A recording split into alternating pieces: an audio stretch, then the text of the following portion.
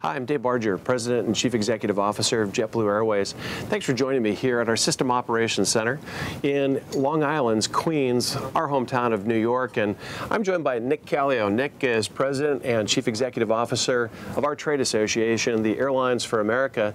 Nick, great to have you here, and I think you're going to talk a little bit about the need for a national airline policy. Thanks, Dave. I would like to. We need a national airline policy in this country because airlines in the United States are saddled by very high taxes on both us and our passengers, inefficient regulations that don't do anything for safety, high fuel costs, and an air traffic control system, Dave, that dates to World War II and is terribly inefficient, causes terrible delays and very costly delays both for the airlines and for our passengers. And you know, taxes I think are the best, most understandable example. A JetBlue customer buys a ticket, $300 round trip.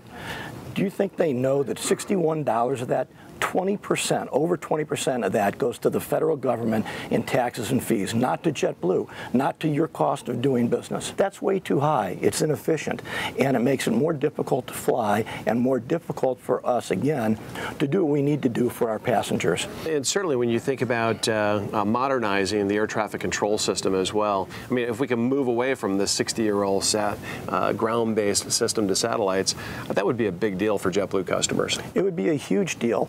The Federal Aviation Administration estimates that we lose about $31 billion a year because of delays due to the air traffic control system.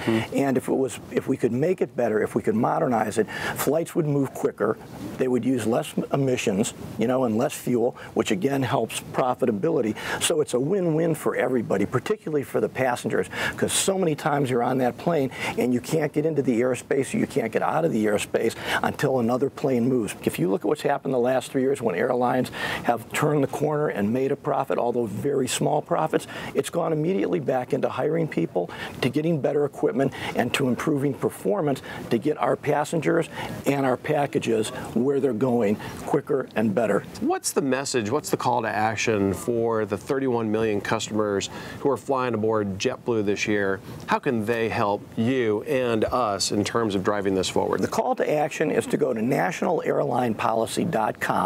Learn more about why we need a national airline policy and how it will impact your life as a passenger and make it better.